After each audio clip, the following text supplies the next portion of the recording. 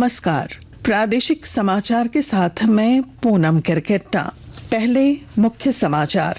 प्रदेश की 14 संसदीय सीटों और गांडेय विधानसभा उपचुनाव के लिए कल होने वाली मतगणना की तैयारियां पूरी।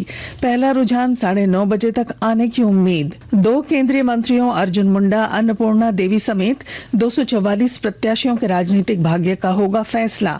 इंडी गठबंधन के विजय हंसदा और जोबा मांझी की सियासी किस्मत भी दांव पर। लोकसभा चुनाव में 64 करोड़ से अधिक मतदाताओं ने भाग लेकर बनाया विश्व रिकॉर्ड। 31 करोड़ से अधिक महिला मतदाताओं ने डाले वोट। और ईडी के समन की अवहेलना मामले में पूर्व मुख्यमंत्री हेमंत सोरेन के खिलाफ ईडी का मामला एमपी एमएलए कोर्ट में स्थानांतरित। 15 जून को होगी सुनवाई। और अब समाचार विस्तार से। झारखंड की 14 लोकसभा सीटों की मतगणना के लिए व्यापक इंतजाम किए गए हैं। राज्य के मुख्य चुनाव अधिकारी के रवि कुमार ने आकाशवाणी को बताया कि राज्य में 14 मतगणना केंद्र बनाए गए हैं। मतगणना सुबह 8 बजे शुरू होगी और पहला रुझान 9:30 बजे तक आने की उम्मीद है। उन्होंने बताया कि खूंटी संसदीय क्षेत्र में सबसे कम राउंड में गिनती पूरी होगी। कहां पर कितना राउंड तक चलेगी मैं आपको बता दूं। राजमहल में 23 राउंड तक रहेगी मैक्सिमम, मतलब 23 राउंड का कुछ असेंबली कॉन्स्टिट्यूंसी में कम है, कहां ज्यादा है उसका टेबल के अनुसार 23 राउंड तक जाएगी। दुमका में 24, गोड्डा में 26, छतरा कोडरमा दोनों में 27, यहाँ पर हाईएस्ट राउंड रहेगी। आपका गिरिडीह में 19, धनबाद में 25, धनबाद में 25, आपका रांची 20, जमशेदपुर 21, सिंहभूम 24, कोटी 16 सबसे कम राउंड वाला है, लोहरदगा 20, पलामू 22, हजारीबाग 25। कल लोकसभा चुनाव की मतगणना में 2 केंद्रीय मंत्री अर्जुन मुंडा, अन्नपूर्णा देवी और इंडी गठबंधन के नेता कालीचरण मुंडा, विजय हंसदा, सुखदेव भगत समेत 244 प्रत्याशियों के राजनीतिक भाग्य का फैसला होगा। वहीं गांडेय उपचुनाव में भी नतीजे कल सामने आएंगे। राजधानी रांची में कल होने वाली मतगणना को लेकर रांची पुलिस पूरी तरह से सतर्क है। रांची के पंडरा स्थित मतगणना स्थल पर 4 स्तरीय सुरक्षा व्यवस्था की गई है। साथ ही पूरे शहर में राजनीतिक पार्टियों के कार्यालयों सहित प्रमुख चौक चौराहों पर सुरक्षा के पुख्ता इंतजाम किए गए हैं। मतगणना केंद्र पंडरा बाजार समिति परिसर को पुलिस छावनी में तब्दील कर दिया गया है।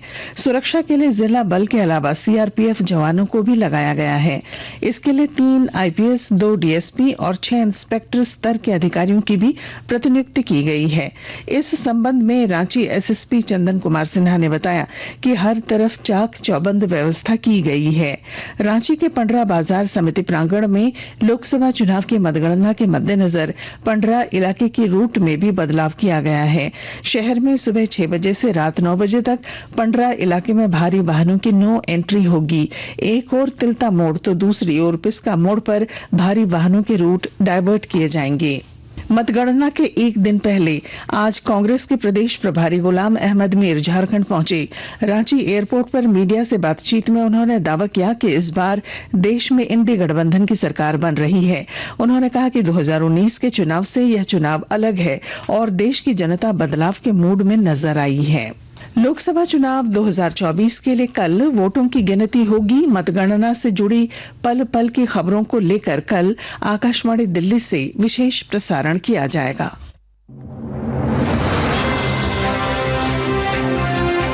लोक निर्णय 2024 देश का पहला और सबसे विश्वसनीय प्रसारक आपके लिए ला रहा है दुनिया के सबसे बड़े लोकतंत्र के चुनावी परिणामों पर आधारित विशेष कार्यक्रम। 4 जून सुबह 7 बजे से रात 10 बजे तक मतगणना के पल पल की खबर।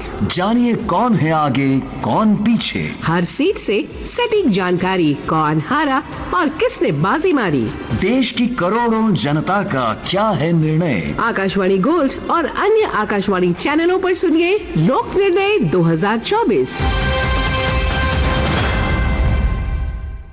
मुख्य चुनाव आयुक्त राजीव कुमार ने कहा है कि भारत के लोकसभा चुनाव में 64 करोड़ से ज्यादा मतदाताओं ने भाग लेकर विश्व रिकॉर्ड बनाया है। आज नई दिल्ली में एक संवाददाता सम्मेलन को संबोधित करते हुए श्री कुमार ने कहा कि यह सभी G7 देशों America, Britain, France, Germany, Italy, Japan और कनाडा के मतदाताओं की संख्या का 1.5 गुना है। उन्होंने कहा कि इस लोकसभा चुनाव में 31 करोड़ से ज्यादा महिला मतदाताओं ने वोट डाले, जो दुनिया में अब तक सबसे ज्यादा है। हमने पूरे चुनाव में ये कोशिश की कि वुमेन डिग्निटी पे कोई भी वर्ड किसी के मुंह से पॉलिटिकल पर्सन के ना निकलने पाए। अगर निकल भी गया तो उसको हम इतनी स्ट्रांग नैरेटिव और इतना स्ट्रांग वर्डेड एडवाइजरी दी है। फ्रेंड्स, होम वोटिंग में जिन लोगों ने हमारे साथ वोट दिया, ये हमारे लोकतंत्र के गणनायक हैं। आजादी से पहले का भारत इन्होंने देखा है और पिछले 70 सालों में इन्होंने देश की एक एक चीज में तरक्की में और कार्य में भाग लिया है। इनको भी हम दिल से नमन करते हैं कि इतने दिल से इन्होंने हमारे इलेक्शंस में भाग लिया। हमने सबके घर में पर्ची बांटी कि आपको 12D भरना है, लेकिन मेजॉरिटी ने हमसे ये कहा कि हम बूथ पर आना चाहते हैं। We want to celebrate, we have been going to the booth, we want to go to the booth. और हम समझते हैं कि इससे आने वाले समय में यूथ भी इससे प्रेरणा लेंगे। आकाशवाणी के ताजा तरीन समाचारों के लिए आप हमारी वेबसाइट newsonair.gov.in पर लॉग ऑन कर सकते हैं। ताजा समाचार X handle @AIR news alerts और Facebook page All India Radio News पर भी उपलब्ध है। आप प्रादेशिक समाचार एकांश के एक्स हैंडल @AIR न्यूज_रांची और फेसबुक, इंस्टाग्राम पेज तथा YouTube channel AIR news Ranchi पर भी हमारे बुलेटिन सुन सकते हैं। प्रादेशिक समाचार आप आकाशवाणी रांची से सुन रहे हैं। ईडी के समन की अवहेलना करने के मामले में राज्य के पूर्व मुख्यमंत्री हेमंत सोरेन के खिलाफ ईडी की शिकायत वाद पर अब 15 जून को सुनवाई होगी। सीजेएम कृष्णकांत मिश्रा ने आज यह मामला MP MLA कोर्ट में स्थानांतरित कर दिया है। पूर्व में सीजेएम कोर्ट द्वारा मामले में संज्ञान लिए जाने के बावजूद हेमंत सोरेन की उपस्थिति चौथी बार भी सीजेएम कोर्ट में नहीं हुई थी। मामले में हेमंत सोरेन की ओर से सीजेएम कोर्ट के समन आदेश को हाई कोर्ट में चुनौती दी गई है। हाई कोर्ट में यह मामला अभी लंबित है। प्रधानमंत्री नरेंद्र मोदी ने कहा है कि 21वीं सदी की दुनिया भारत की ओर बहुत आशाओं से देख रही है। उन्होंने कहा कि भारत का सुशासन मॉडल दुनिया के लिए एक उदाहरण बन रहा है। एक पत्र के माध्यम से देशवासियों के साथ अपने विचार साझा करते हुए श्री मोदी ने कहा कि जन समर्थक सुशासन, आदर्श जिले और आदर्श ब्लॉक जैसी योजनाओं पर वैश्विक स्तर पर चर्चा हो रही है। उन्होंने कहा कि केवल 10 वर्षों में 25 करोड़ लोगों को गरीबी से ऊपर उठाने के लिए सशक्त बनाना महत्वपूर्ण है।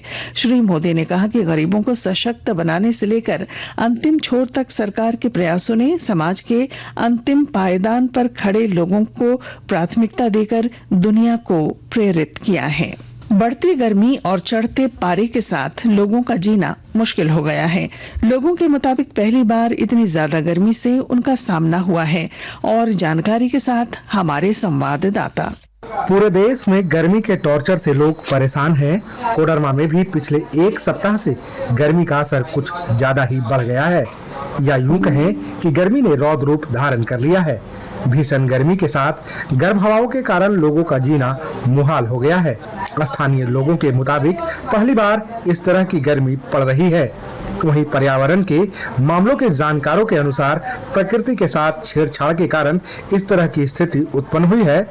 अगर समय रहते लोग सचेत नहीं हुए और पर्यावरण को संजोने संवारने पर ध्यान नहीं दिया गया तो तापमान 50 डिग्री तक पहुंचने में भी देर नहीं लगेगा। गजेंद्र बिहारी सिन्हा, आकाशवाणी समाचार, कोडरमा। झारखंड के IAS अधिकारी मनीष रंजन से आज प्रवर्तन निदेशालय के रांची स्थित क्षेत्रीय कार्यालय में पूछताछ जारी है। यह पूछताछ टेंडर कमीशन घोटाला मामले को लेकर की जा रही है। इससे पहले मनीष रंजन से ईडी ने 28 मई को 9 घंटे तक पूछताछ की थी। ईडी ने मनीष रंजन से चल अचल संपत्ति के दस्तावेज और बैंक खातों के डिटेल्स के साथ 3 जून को ईडी ऑफिस पहुंचने के लिए कहा था। और अब अंत में मुख्य समाचार एक बार फिर। प्रदेश की 14 संसदीय सीटों और गांडेय विधानसभा उपचुनाव के लिए कल होने वाली मतगणना की तैयारियां पूरी। पहला रुझान 9:30 बजे तक आने की उम्मीद। 2 केंद्रीय मंत्रियों अर्जुन मुंडा, अन्नपूर्णा देवी समेत 244 प्रत्याशियों के राजनीतिक भाग्य का होगा फैसला। इंडी गठबंधन के विजय हांसदा और जोबा मांझी की सियासी किस्मत भी दांव पर। लोकसभा चुनाव में 64 करोड़ से अधिक मतदाताओं ने भाग लेकर बनाया विश्व रिकॉर्ड। 31 करोड़ से अधिक महिला मतदाताओं ने डाले वोट। और ईडी के समन की अवहेलना मामले में पूर्व मुख्यमंत्री हेमंत सोरेन के खिलाफ ईडी का मामला एमपी एमएलए कोर्ट में स्थानांतरित। 15 जून को होगी सुनवाई।